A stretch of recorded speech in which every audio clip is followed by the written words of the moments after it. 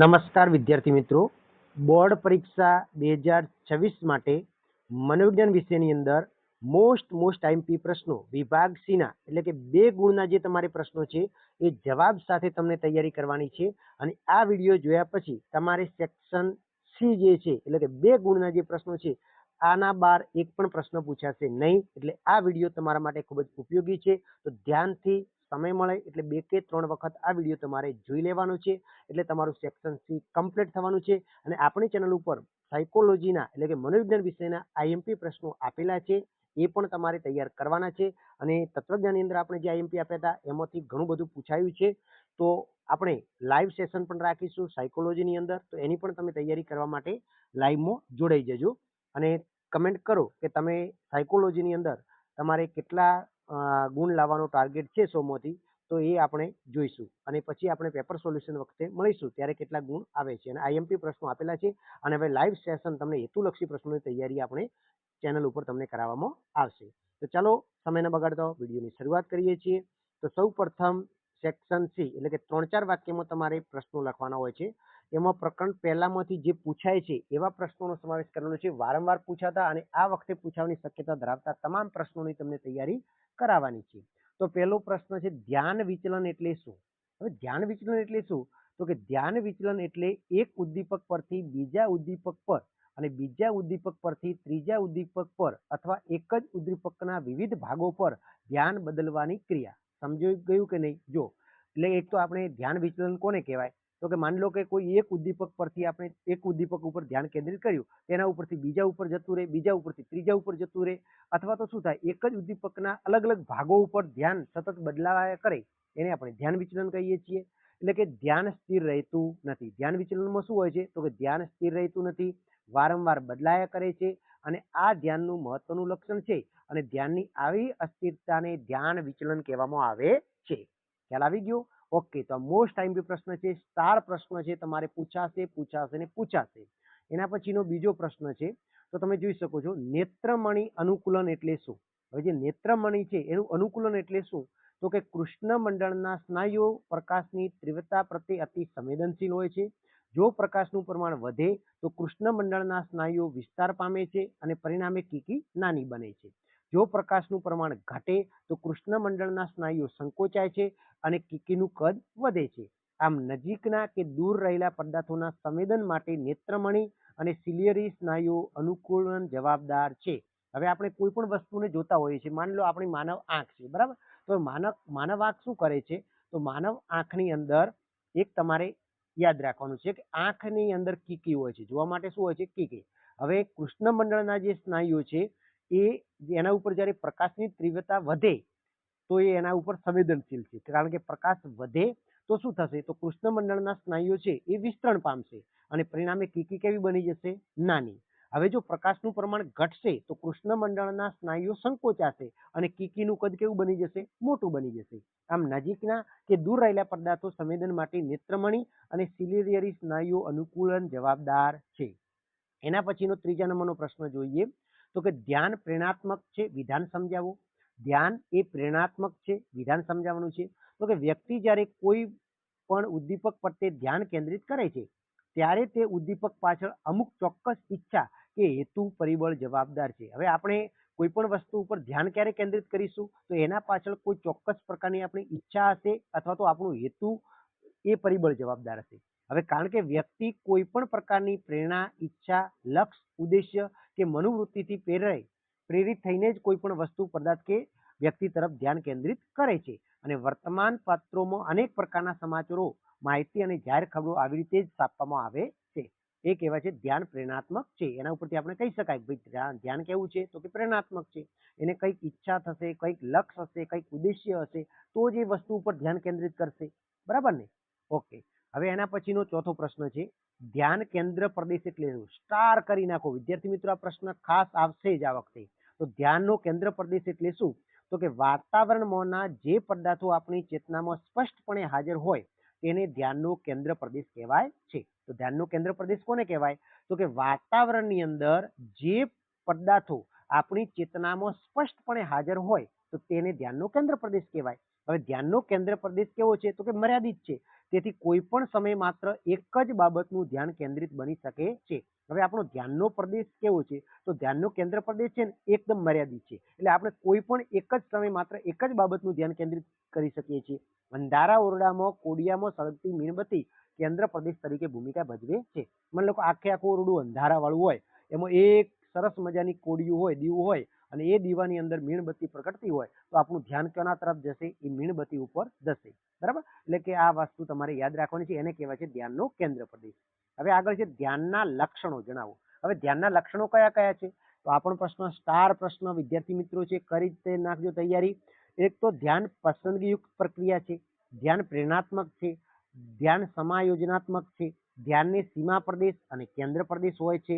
એના પછી જોઈએ તો ધ્યાન સંશોધાત્મક છે, એટલે કે શોધનાત્મક છે, ધ્યાન ચંચળ છે, ધ્યાન ભવિષ્યલક્ષી છે. ઘણી વખત આ વિકલ્પોની અંદર પણ પૂછાય છે કે નીચેનામાંથી કયું ધ્યાનનું લક્ષણ છે? તો આટલા તમારે ધ્યાનના લક્ષણો યાદ રાખવાના છે. ધ્યાન પસંદગી યુક્ત પ્રક્રિયા છે, ધ્યાન પ્રેરણાત્મક છે, ધ્યાન સમાયોજનાત્મક છે, ધ્યાનને સીમા પ્રદેશ અને કેન્દ્ર પ્રદેશ હોય છે, ધ્યાન શોધનાત્મક છે, ધ્યાન ચંચળ છે, અને ધ્યાન ભવિષ્યલક્ષી છે. ખબર પડે છે ને વિદ્યાર્થી મિત્રો? ચાલો, ખબર પડતી હોય તો ડન કરો ભાઈ. સમજાવવાની મેથડ કેવી છે? કે હજી થોડું ધીમી સ્પીચે બોલું કે શું કરું? તમે કમેન્ટ કરો. ચાલો, ઓકે. હવે આપણે પ્રકરણ 2 ની વાત કરીએ તો પ્રકરણ 2 ની અંદરથી 2 ગુણના કયા કયા પ્રશ્નો છે? તો એમાં પહેલો પ્રશ્ન છે વિધાયક પ્રબલન એટલે શું? તો કે જે પ્રબલન પ્રાણીની શીખેલી પ્રક્રિયાને વારંવાર કરવા માટે પ્રેરણા આપીને પ્રતિક્રિયાને દ્રઢ બનાવે તેને વિધાયક પ્રબલન કહેવાય. હવે વિધાયક પ્રબલન પૂરું પાડવાથી પ્રાણીએ શીખેલી પ્રતિક્રિયાની પ્રબળતા વધે છે. સ્કિનરના મતે જોઈએ તો કે પ્રક્રિયા વારંવાર વધારવાનું અને પ્રતિક્રિયા બાદ રજૂ કરાતું ઉદ્દીપક એટલે વિધાયક પ્રબલન. વિધાયક પ્રબલન સ્કિનરના મતે વ્યાખ્યા આપીએ શું અપાય? તો કે પ્રતિક્રિયા વારંવાર વધારવાનું અને પ્રતિક્રિયા બાદ રજૂ કરાતું ઉદ્દીપક એટલે વિધાયક પ્રબલન. હવે એના પછી બીજો પ્રશ્ન છે અભિસંધિત ઉદ્દીપક અને અભિસંધિત પ્રતિક્રિયા સમજાવો. તો અભિસંધિત ઉદ્દીપક કોને કહેવાય? તો કે અભિસંધિત ઉદ્દીપક સાથે વારંવાર જેને રજૂ કરવાથી અનઅભિસંધિત પ્રતિક્રિયા ઉત્પન્ન કરાવી શકાય તો ઉદ્દીપકને અભિસંધિત ઉદ્દીપક કહેવાય. ખબર પડી? જો કે અભિસંધિત ઉદ્દીપકની સાથે વારંવાર જેને રજૂ કરવામાં આવે અને એનાથી અનઅભિસંધિત પ્રતિક્રિયા ઉત્પન્ન કરાવી શકાય તો એવા ઉદ્દીપકને અભિસંધિત ઉદ્દીપક કહેવાય. અને અભિસંધિત પ્રતિક્રિયા એટલે શું? તો કે જે પ્રક્રિયાનું જોડાણ પહેલો જે તે ઉદ્દીપક સાથે નહોતું પરંતુ શિક્ષણ કે મહાવરા બાદ ચોક્કસ ઉદ્દીપકની રજૂઆત થતો જે ચોક્કસ પ્રતિક્રિયા જોવા મળે છે તેને અભિસંધિત પ્રતિક્રિયા કહેવાય છે. એના પછીનો પ્રશ્ન છે સ્ટાર પ્રશ્ન છે વિદ્યાર્થી મિત્રો, ખાસ તૈયાર કરવાનું છે કે શિક્ષણની તરાહો જણાવો. તો કે શિક્ષણ અનુકરણ દ્વારા શિક્ષણ મળે છે, કારક અભિસંધાન દ્વારા શિક્ષણ, પ્રયત્ન અને ભૂલ દ્વારા શિક્ષણ, આંતરસૂચ દ્વારા શિક્ષણ, અભિસંધાન દ્વારા શિક્ષણ. બરાબર? તો આ શિક્ષણની તરાહો છે. અનુકરણ દ્વારા શિક્ષણ, કારક અભિસંધાન દ્વારા શિક્ષણ, પ્રયત્ન અને ભૂલ દ્વારા શિક્ષણ, આંતરસૂચ દ્વારા શિક્ષણ, અભિસંધાન દ્વારા શિક્ષણ. હવે એના પછી ચોથો પ્રશ્ન છે કે દરેક સજીવ પોતાના જીવન ચક્ર દરમિયાન કયા પ્રકારનું વર્તન કરતો જોવા મળે છે? તો 2 પ્રકાર, એક તો સાહજિક વર્તન અને બીજું છે શિક્ષિત વર્તન. આ વર્તનના 2 પ્રકાર છે. કોઈ પણ સજીવ છે ને 2 પ્રકારનું વર્તન કરશે. કો તો સાહજિક વર્તન કરશે અથવા તો શિક્ષિત વર્તન કરશે. હવે સાહજિક વર્તન માટે પ્રાણીને કોઈ પણ પ્રકારની ઔપચારિક શિક્ષણ મેળવવાની જરૂર રહેતી નથી. એ ઓટોમેટિક કુદરત દ્વારા એને આ જીવનમાં આવતું હોય છે કે દરેક સજીવ જન્મથી જ પોતાના જનીનો લઈને જન્મે છે. હવે શિક્ષિત વર્તન એટલે એવું વર્તન કે જે અન્ય વ્યક્તિઓને વર્તન કરતા જોઈને શીખાય છે તેને શિક્ષિત વર્તન કહેવામાં આવે છે. એના પછીના પ્રશ્ન જોઈએ 5મા નંબરનું. તો કે ઉદ્દીપકનું ભેદબોધન એટલે શું? તો કે જ્યારે એક ઉદ્દીપક એક પ્રકારની અને બીજા ઉદ્દીપકને બીજા પ્રકારની પ્રતિક્રિયા ઉદ્ભવે છે તો આને ઉદ્દીપકનું ભેદબોધન કહેવાય. જ્યારે કોઈ એક ઉદ્દીપક એક પ્રકારની અને બીજા ઉદ્દીપકને બીજા પ્રકારની પ્રતિક્રિયા ઉદ્ભવે છે તો આને ઉદ્દીપકનું ભેદબોધન કહેવાય છે. હવે સાપેક્ષ કદ સમજાવો. સ્ટાર પ્રશ્ન છે, આ ખાસ વિદ્યાર્થી મિત્રો કરજો. તો કે સાપેક્ષ કદ એટલે શું? તો કે સાપેક્ષ કદ એ દ્રષ્ટિ સંવેદન પૂરું પાડે છે. કોઈ પણ વસ્તુ કે પદાર્થ જોતી વખતે જો તે હોય તેના કરતો નાનો લાગે તો તે દૂર છે અને મોટો કે યોગ્ય કદનો લાગે તો તે નજીક છે એમ માનવામાં આવે છે. આમ અંતરને કારણે દ્રષ્ટિ સંવેદનમાં સાપેક્ષ દ્રશ્ય કદની દ્રષ્ટિએ નાનું કે મોટું આપણા નેત્રપટલ પર પડે છે છતાં જે તે પદાર્થનો પરિચય અને અનુભવ વાસ્તવિક રીતે જ આપણા મનમાં થઈ જાય છે. હવે પ્રકરણ નંબર 3 છે તો એના અંદર જોઈએ તો પહેલો પ્રશ્ન છે બુદ્ધિ અંગેના આધુનિક સિદ્ધાંતો કયા કયા છે? મોસ્ટ આઈએમપી છે, બુદ્ધિ અંગેના આધુનિક સિદ્ધાંતો કયા કયા છે? તો બુદ્ધિ અંગેના આધુનિક સિદ્ધાંતોની વાત કરીએ તો પહેલું છે સ્પીયરમેનનો દ્વિઘટક સિદ્ધાંત, ગાર્ડનરનો બહુવિધ બુદ્ધિ સિદ્ધાંત, સ્ટનબર્ગનો ત્રિપુટીનો સિદ્ધાંત, જેપી દાસનો પાસ સિદ્ધાંત અને ગિલફર્ડનો દ્વિપરિમાણાત્મક સિદ્ધાંત. તો આટલા સિદ્ધાંતો યાદ રાખવાના છે જે આધુનિક સિદ્ધાંતો છે, બુદ્ધિ અંગેના સિદ્ધાંતો છે. એના પછી જોઈએ વેક્સલરની બાળકો માટેની કસોટી વિશે માહિતી આપવાની છે. તો એના માટેની કસોટીની વાત કરીએ તો WPPSI કસોટી, તો કે WPPSI કસોટી જે 4 થી 6.5 વર્ષના બાળકોની સમગ્ર બુદ્ધિ અને કાર્યના ગુણકોનું માપન કરે છે. WISC કસોટી જે 6 થી 16 વર્ષના બાળકો માટે રચવામાં આવેલી બુદ્ધિ કસોટી છે.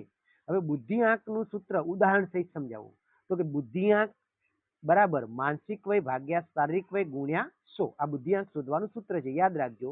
એટલે કે બુદ્ધિઆંક બરાબર માનસિક વય ભાગ્યા શારીરિક વય ગુણ્યા 100. એટલે કે આઈક્યુ બરાબર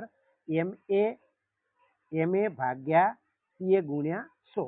હવે ધારો કે આપણે ઉદાહરણ સમજવું હોય, ધારો કે એક બાળકની પાયાની ઉંમર 8 વર્ષ એટલે કે 96 માસ છે અને પરંતુ બાળકની વાસ્તવિક ઉંમર 7 વર્ષ એટલે કે 90 માસ છે, એટલે કે 6 માસ છે, 90 માસ બરાબર, એટલે કે 6 વર્ષ અને 6 માસ છે અને તેની માનસિક વય 108 માસ છે. તેનો બુદ્ધિઆંક શોધીએ તો આપણને કેટલો મળે? 120 બરાબર. હવે ગાર્ડનર બહુવિધ બુદ્ધિના 8 પ્રકાર સૂચવે છે. તેમાં કઈ કઈ 8 પ્રકારની બુદ્ધિ છે?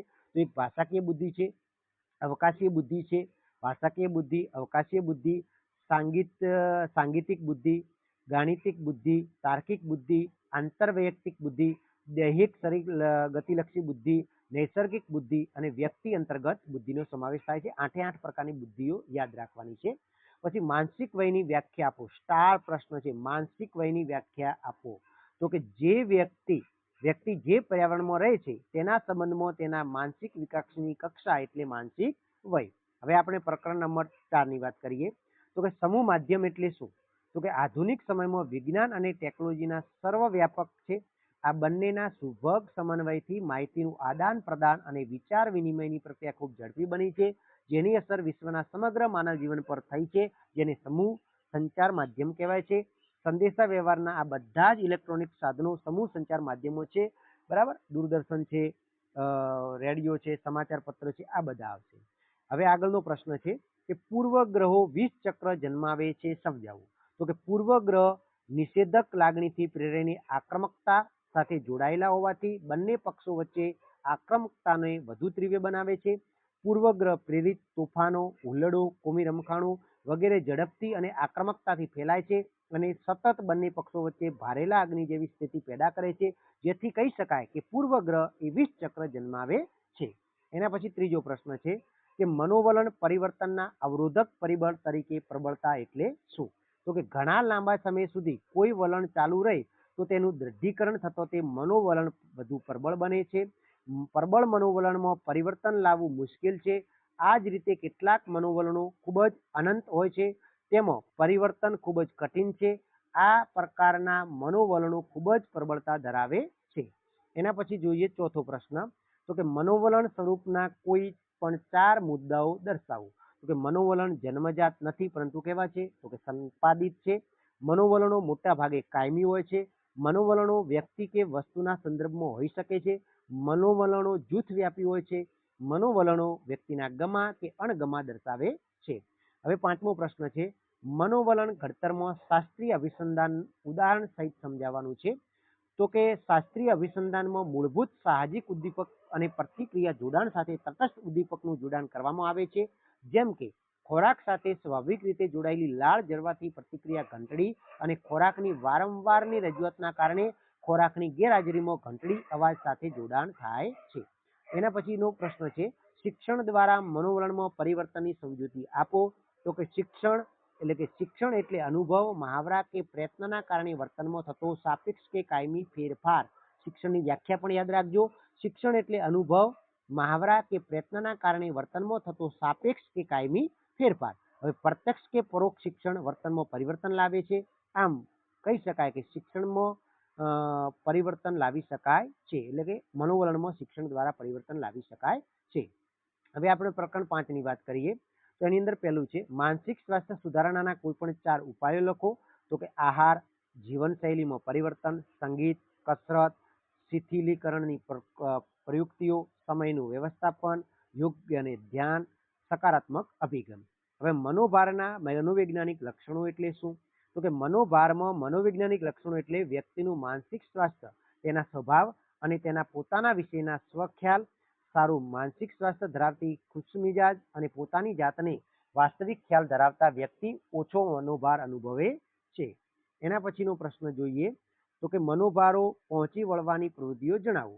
તો કે મનોભારને પહોંચી વળવા માટેની પ્રવૃત્તિઓ કઈ કઈ છે? તો પહેલી છે સમસ્યા કેન્દ્રિત પ્રવૃત્તિ, આવેગ કેન્દ્રિત પ્રવૃત્તિ અને અહમ બચાવ કેન્દ્રિત પ્રવૃત્તિ, જેને આપણે બચાવ પ્રવૃત્તિ કહીએ છીએ. એના પછી ચોથું છે તો કે મનોભારની વ્યાખ્યા જણાવો. તો કે મનોવિજ્ઞાનમાં વ્યક્તિની શારીરિક અને માનસિક સ્થિતિને બદલવા માટે જવાબદાર બાહ્ય ઉદ્દીપક ઘટનાઓના પરિણામે ઊભી થતી માનસિક સ્થિતિને મનોભાર કહેવામાં આવે છે. એના પછી મનોભાર એક એવી આંતરિક કે બાહ્ય પરિસ્થિતિ છે જેની અસરના કારણે તાણ અને થાક ઉત્પન્ન થાય છે. મનોભાર એટલે હતાશા, સંઘર્ષ કે દબાણની એવી પડકારરૂપ પરિસ્થિતિ કે જે વ્યક્તિની શારીરિક કે માનસિક શક્તિ પર ભારરૂપ બને છે. હવે સમાયોજન એટલે શું?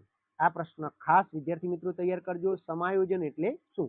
તો કે માનવી પોતાની શારીરિક, માનસિક, સામાજિક કે અન્ય કોઈ પણ પ્રકારની જરૂરિયાતોની તૃપ્તિ પોતાના વાતાવરણ સાથે આંતરક્રિયા કરીને પ્રાપ્ત કરવા પ્રયત્ન કરે છે અને વાતાવરણમાંથી જરૂરિયાતો તૃપ્ત કરવાની આ પ્રક્રિયાને સમાયોજન કહે છે.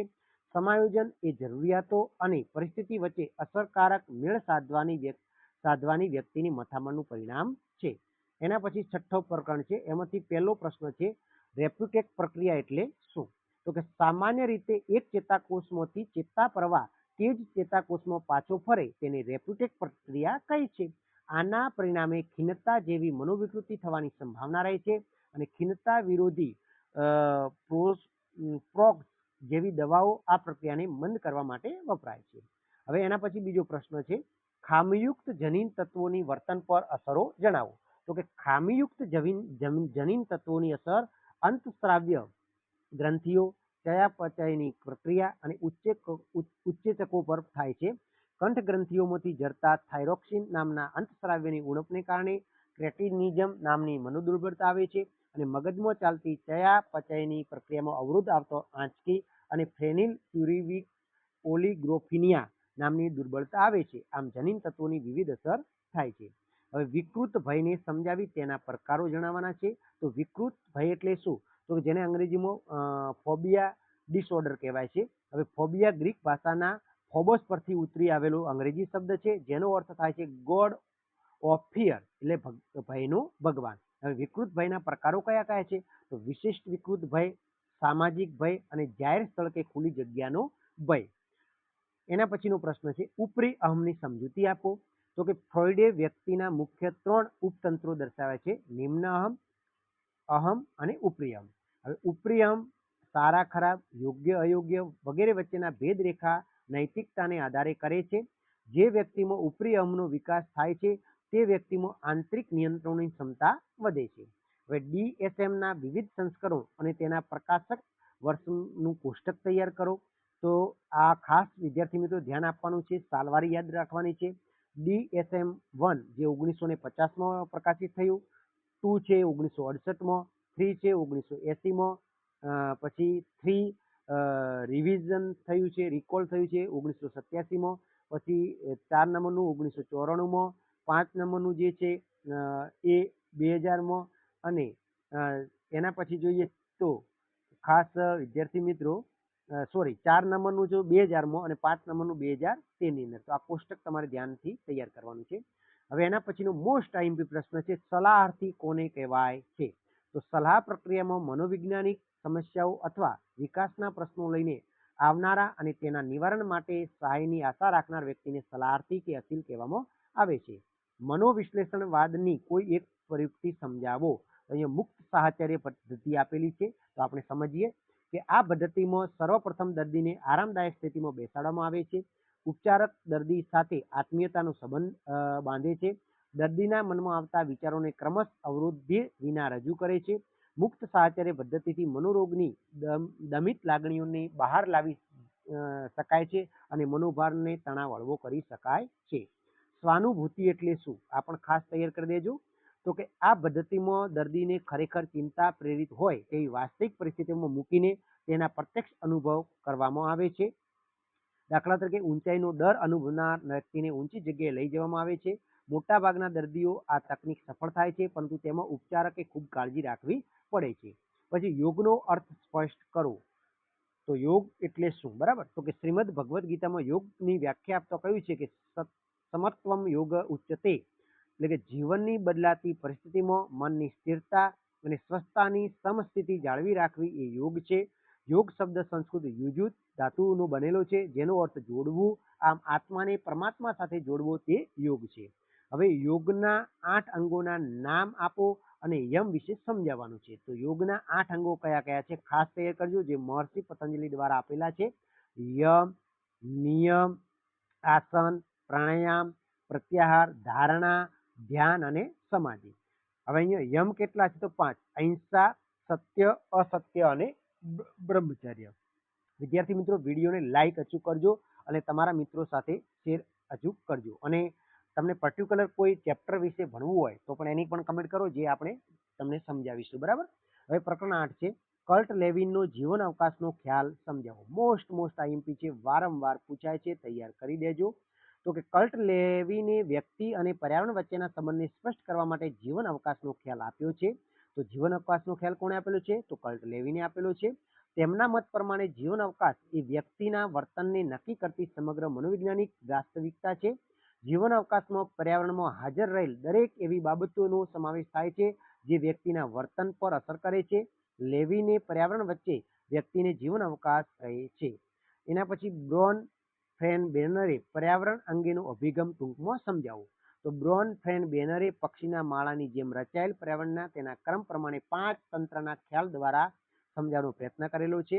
તો આ 5 તંત્રની વાત કરીએ તો સૂક્ષ્મ તંત્ર, અનુભવ તંત્ર, બાહ્ય તંત્ર, સાંસ્કૃતિક તંત્ર અને કાળક્રમ તંત્ર. એના પછીનો પ્રશ્ન જોઈએ, હવાના પ્રદૂષણના કારણો સ્પષ્ટ કરો. તો હવા પૃથ્વી પરના પ્રાણી જીવન માટે ખૂબ જ અગત્યનું પર્યાવરણીય ઘટક છે. માનવીને જીવન જીવવા માટે સ્વસ્થ અને તાજી હવાની જરૂર છે. કોઈ પણ કારણસર હવા પ્રદૂષિત થાય ત્યારે તે સ્વાસ્થ્ય માટે વિવિધ જોખમોનું કારણ બને છે. મોટા ભાગે માનવ સર્જિત ઘટનાઓથી હવાનું પ્રદૂષણ થાય છે. ઘોંઘાટનું પ્રદૂષણ થવાના કારણો સ્પષ્ટ કરો. તો કે ઔદ્યોગિક અને ટેકનોલોજીના ક્ષેત્રે થયેલી પ્રગતિ ઘોંઘાટ પ્રદૂષણ માટે નોંધપાત્ર વધારો કરે છે. બિનજરૂરી અણગમા કે વ્યક્તિ પર નિષેધક અસર કરતા અવાજોને ઘોંઘાટ કહેવામાં આવે છે. અચાનક કે અણધાર્યા થતો અવાજ કે અવાજ પ્રત્યેની પ્રતિકૂળ પ્રતિક્રિયાનું મુખ્ય કારણ બને છે. એના પછી પર્યાવરણ બચાવવાના ઉપાય તરીકે વાર્તનિક ધોરણોની ચર્ચા કરો. તો કે સરકારી સંસ્થાઓમાં વિશિષ્ટ પર્યાવરણીય નિયમો અને ધોરણો અંગે નાગરિકોને માર્ગદર્શન મળે તે માટે પ્રેરણા આપવામાં આવે છે. જરૂર પડે પ્રજાના આરોગ્ય વર્તન માટે શિક્ષાત્મક પગલાં લેવા જોઈએ અને ક્લોરોફ્લોરોકાર્બનનું ઉત્પાદન અને ઉપયોગ ક્રમશઃ બંધ કરવો જોઈએ. શૂન્ય પ્રદૂષણ ધરાવતા બળતણના કોષોથી ચાલતા વાહનોનો ઉપયોગ કરવો જોઈએ. એના પછી પ્રકરણ 9 છે, શ્રમ વિભાજન કોને કહેવાય છે? તો કે સંસ્થા ધ્યેયોને સિદ્ધ કરવા માટે કર્મચારીઓને વિવિધ કાર્યો કરવાના હોય છે. સંસ્થાના આ કાર્યોને શ્રમના આધારે જુદા જુદા વિભાગમાં વહેંચીને જુદી જુદી વ્યક્તિઓના અથવા જૂથને સોંપવામાં આવે છે અને આ પ્રકારનું કામ થાય એને શ્રમ વિભાજનનું કાર્ય કહેવામાં આવે છે. સમચોરસીય સંરચના ક્યારે અસરકારક નીવડે છે? તો કે જે સંસ્થા બહુવિધ, જટિલ અને એકબીજા પર આધારિત પ્રવૃત્તિઓ થતી હોય તેઓ સરળ સંરચના એટલે કે સમચોરસીય સંરચના ખૂબ જ અસરકારક નીવડે છે. સામાન્ય રીતે કોલેજ, યુનિવર્સિટી, હોસ્પિટલ, વિજ્ઞાપન સંસ્થા વગેરેમાં સમચોરસીય સંરચના જોવા મળે છે. આ સંરચનામાં કર્મચારીઓ વિચારોના આદાન પ્રદાન દ્વારા વિશિષ્ટ સંશોધન અને વિશિષ્ટ ઉત્પાદનોમાં પરિવર્તિત કરે છે. એના પછી જોઈએ તો કે માહિતી સંબંધિત ભૂમિકા એટલે શું? તો કે વ્યવસ્થાપકોએ સંસ્થાના તમામ કાર્યો વિશેની માહિતી એકત્રિત કરી તેનું પૃથ્થકરણ કરવાનું હોય છે. સંસ્થાની બહારની વ્યક્તિઓ સાથે આંતરક્રિયા કરતી વખતે વ્યવસ્થાપકોએ પ્રવક્તાની ભૂમિકા ભજવવાની હોય છે અને પ્રવક્તાની ભૂમિકા વડે વ્યવસ્થાપકે સંસ્થાની માહિતીનું પ્રસારણ અને ફેલાવો કરવાનો હોય છે. નમૂના ઉપરના કર્તૃત્વની કસોટી એટલે શું? તો કે છેલ્લા કેટલાક વર્ષોથી આ પ્રકારની કસોટીનો ઉપયોગ મહત્વપૂર્ણ બન્યો છે. આ કસોટીનું કાર્ય વિશ્લેષણ દ્વારા પ્રાપ્ત માહિતી પર આધારિત હોય છે. આ કસોટીઓ વાસ્તવિક રૂપે થતા વર્તનને સચોટ ખ્યાલ આપે છે. આ પદ્ધતિમાં બે મુખ્ય પ્રચલિત અભિગમો છે: કાર્ય નિદર્શન અને મૂલ્યાંકન કેન્દ્રો. તાલીમની વ્યાખ્યા આપો. તો મનોવૈજ્ઞાનિક મિલ્ટન બ્લૂમના મત મુજબ જોવા જઈએ તો તાલીમ એક એવી પ્રક્રિયા છે કે જેનાથી વ્યક્તિને કાર્યની આનુષંગિક ગતિનો વિકાસ થાય છે. અસરકારક તાલીમના કાર્યક્રમનું પરિણામ ઉત્પાદનમાં વધારો, કર્મચારીના ઉથલાના પ્રમાણમાં ઘટાડો અને કર્મચારીના કાર્યસંતોષમાં વધારો કરે છે. કાર્ય પ્રેરણાનો સિદ્ધાંત જણાવો. તો ગિલફર્ડના મત મુજબ પ્રેરણા એટલે પ્રવૃત્તિને ઉદ્દીપક કરનાર અને પોષનાર વિશિષ્ટ આંતરિક પરિસ્થિતિ.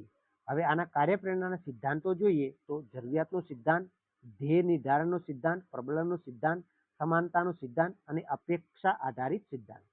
એના પછી સંસ્થાની વ્યાખ્યા આપવાની છે. તો કે સંસ્થા એ વ્યક્તિ કે જૂથ દ્વારા કરવામાં આવેલા પ્રયત્ન અને પ્રવૃત્તિઓનું તાર્કિક સંકલન છે, જેમાં શ્રમ અને વિભાજન અને કાર્ય વિભાજન તથા સત્તા, અધિકારો અને જવાબદારીના શ્રેણીક્રમ દ્વારા કેટલાક સમાન રૂપે નિશ્ચિત કરેલા લક્ષ્યોને સિદ્ધ કરવાનો હેતુ રહેલો છે, એને સંસ્થા કહેવાય. રોબિન્સનના મત મુજબ સંસ્થાની વ્યાખ્યા જોઈએ તો સંસ્થા એ ચેતન રીતે સમન્વિત એક સામાજિક એકમ છે જે બે કે તેથી વધુ વ્યક્તિઓની બનેલી હોય છે. સમાન લક્ષ્ય અથવા લક્ષ્યોને પ્રાપ્ત કરવાના હેતુથી મોટા ભાગે સતત કાર્યરત રહે છે. કેન્દ્રીયકરણ એટલે શું? તો કેટલીક સંસ્થાઓમાં ઉપરી વ્યવસ્થાપક દ્વારા જ બધા જ નિર્ણયો લેવામાં આવે છે અને સંસ્થાના તમામ કર્મચારીઓને તેના આદેશનું પાલન કરવાનું હોય છે. આ પ્રકારના વહીવટને કેન્દ્રીયકરણ કહેવામાં આવે છે. સંસ્થાના કાર્યોમાં કર્મચારીઓની કેટલીક હદે સામેલગીરી છે તેના આધારે કેન્દ્રીયકરણનું પ્રમાણ પર રહેલું છે. વિજ્ઞાપનની અસરકારકતા માટે કયા પરિબળો નિર્ણાયક બને છે? તો કે વિજ્ઞાપન દ્વારા વ્યક્તિમાં જરૂરિયાત અને અભિરુચિ ઉત્પન્ન કરવામાં આવે છે અને પરિવર્તન પણ લાવવામાં આવે છે. હવે મુખ્યત્વે પરિબળોની વાત કરીએ, નિર્ણાયક અસરકારક પરિબળો, તો શું કરવું જોઈએ, કેવી રીતે કરવું જોઈએ, ક્યારે અને કોના દ્વારા કરવું જોઈએ અને કેવી અને કઈ જાહેરાત અસરકારક છે. એના પછી પ્રકરણ 10ની વાત કરીએ તો સંસ્કૃતિ એટલે શું? તો સંસ્કૃતિ કોઈ સામાજિક જૂથ કે સમાજ દ્વારા પાડવામાં આવતા સામાજિક નિયમો, ધોરણો, ભૂમિકાઓ અને મૂલ્યોના સંદર્ભમાં દર્શાવવામાં આવે છે. પરણેલા લોકો કોનાથી વધુ સુખી હોય છે? તો પરણેલી વ્યક્તિઓ, અપરિણીત વ્યક્તિ, છૂટાછેડા લેનાર વ્યક્તિ કે જીવનસાથીથી અલગ રહેનાર વ્યક્તિ અને જેમના જીવનસાથી મૃત્યુ પામ્યા છે તેવી વ્યક્તિઓથી વધુ સુખી હોય છે. મનોવૈજ્ઞાનિક સુખાકારી માપનની તુલાઓ જણાવો. તો મનોવૈજ્ઞાનિક સુખાકારી માપનની બે તુલાઓ છે. એક છે જીવન સંતોષ માપન તુલા અને બીજી છે વિધાયક નિષેધક ભાવ માપન તુલા. પછી 21મી સદીના પ્રારંભથી મનોવિજ્ઞાનના કયા વિધાયક પાસાનો અભ્યાસ થાય છે? તો 21મી સદીના પ્રારંભથી મનોવિજ્ઞાનમાં સમાજ ઉપયોગી વર્તન, સુખ અને સુખાકારી, ખુશી અને હિંમત, આશાવાદ, સ્વ-સન્માન, બહિર્મુખી મૂર્ખતા વગેરે જેવા વિધાયક પાસાનો અભ્યાસ થાય છે. સુખ અને સુખાકારીની વ્યાખ્યા આપો. તો કે સુખ અને સુખાકારીની મનોવૈજ્ઞાનિક ડાઇનરે આપેલી વ્યાખ્યા જોઈએ તો પોતાના જીવન વિશેના વ્યક્તિના ભાવાત્મક અને બોધાત્મક મૂલ્યાંકનોને વ્યક્તિલક્ષી સુખાકારી તરીકે ઓળખવામાં આવે છે. વિધાયક મનોવિજ્ઞાનની વ્યાખ્યા આપો. તો શેલ્ડન અને કિંગની જે વ્યાખ્યા છે તો કે વિધાયક મનોવિજ્ઞાન એ સામાન્ય માનવ સામર્થ્ય અને સદગુણોના વૈજ્ઞાનિક અભ્યાસથી કશું વિશેષ નથી. ગેબલ અને હેઇટની વાત કરીએ તો વિધાયક મનોવિજ્ઞાન એ વ્યક્તિઓ, જૂથો અને સંસ્થાઓના વિકાસ અથવા મહત્તમ કાર્ય માટે જવાબદાર એવી પરિસ્થિતિઓ અને પ્રક્રિયાનો અભ્યાસ કરે છે. તો આઈ હોપ કે આ વિડીયો તમને પસંદ આવ્યો હશે. થેન્ક યુ વિદ્યાર્થી મિત્રો વિડીયો જોવા માટે, અને ફરી મળીશું નવા વિડીયો સાથે. ચેનલને સબસ્ક્રાઈબ કરી નાખો.